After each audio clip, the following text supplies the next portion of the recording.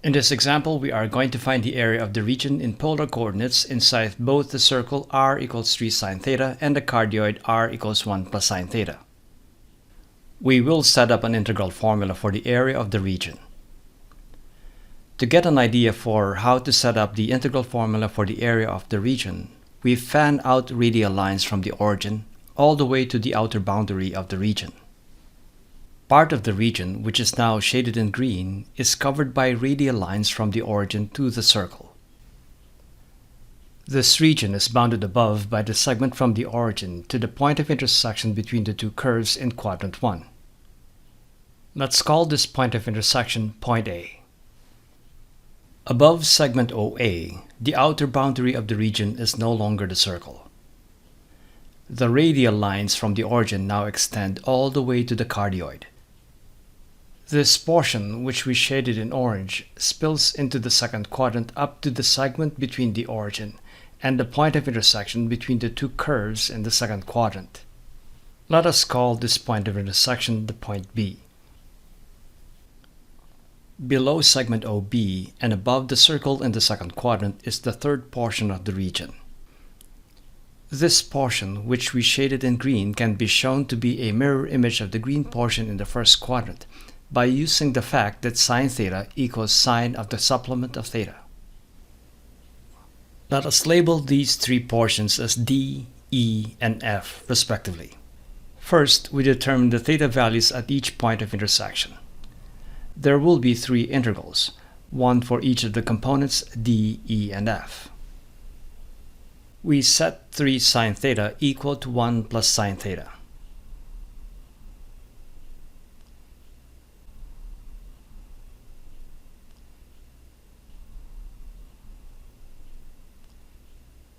This implies that sine theta equals 1/2.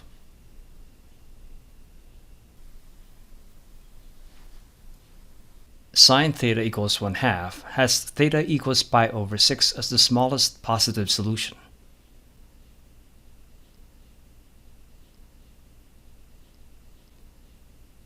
Then we have theta equals 5 pi over 6 in quadrant 2.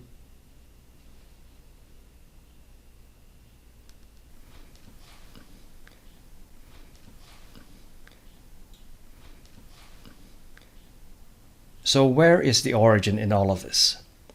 Isn't the origin a point of intersection as the graph seems to indicate? Or is it an illusion? The origin is a bit of an oddball when it comes to polar coordinates. R equals 0 definitely refers to the origin, regardless of the value of theta.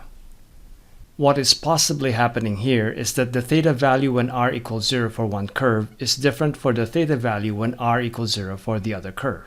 Assuming, of course, that the origin is on the two curves.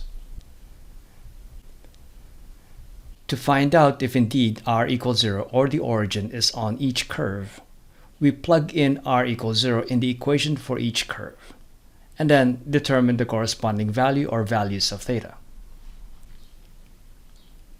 Plugging in r equals 0 for the circle, we have 0 equals 3 sine theta.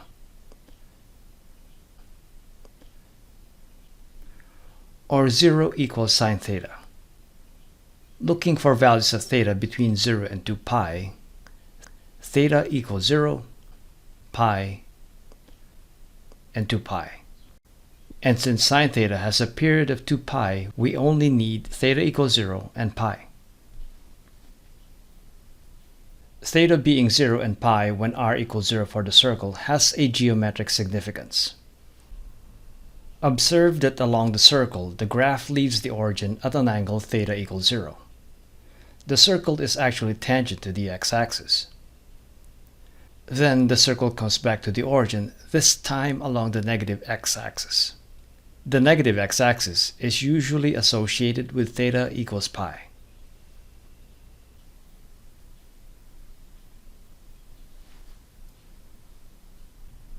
Now let's determine theta when r equals 0 for the cardioid. We get minus 1 equals sine theta. Between 0 and 2 pi, the only solution to this equation is theta equals 3 pi over 2. Theta equals 3 pi over 2 when r equals 0 for the cardioid means that the tangent, if there is a tangent to the curve at r equals 0, we expect the tangent to be vertical. We do have a cusp at the origin for the cardioid, and the graph is approaching r equals 0 along the negative y-axis, where theta is 3 pi over 2.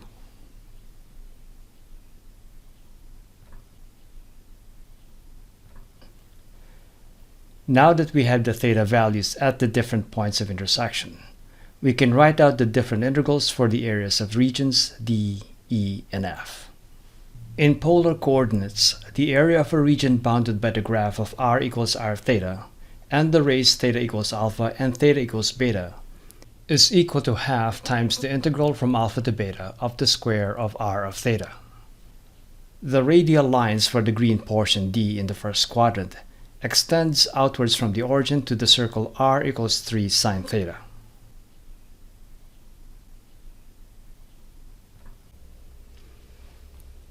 So the area of D equals half times the integral from theta equals 0 at the origin to theta equals pi over 6 at the point A of the square of 3 sine theta.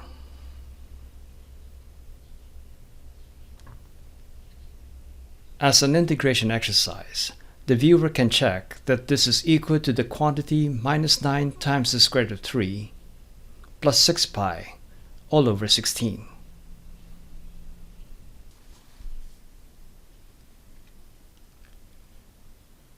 The radial lines for the orange region E extend from the origin outward to the cardioid. So the area of E is equal to half times the integral from theta equals pi over 6 at point A to theta equals 5 pi over 6 at point B of the square of 1 plus sine theta. The viewer can check as an integration exercise that this is equal to the quantity 9 times the square root of 3 plus 4 pi all over 8.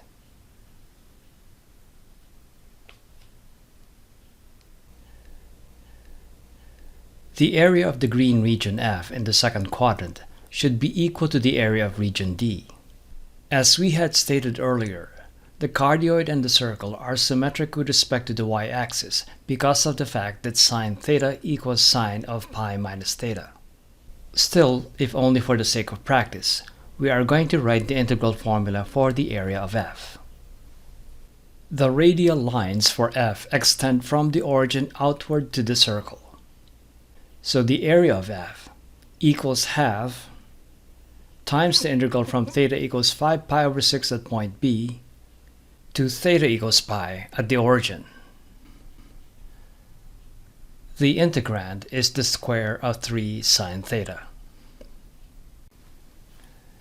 This should also equal the quantity minus 9 times the square root of 3 plus 6 pi all over 16. The area of the region that is both inside the circle and the cardioid is equal to the area of D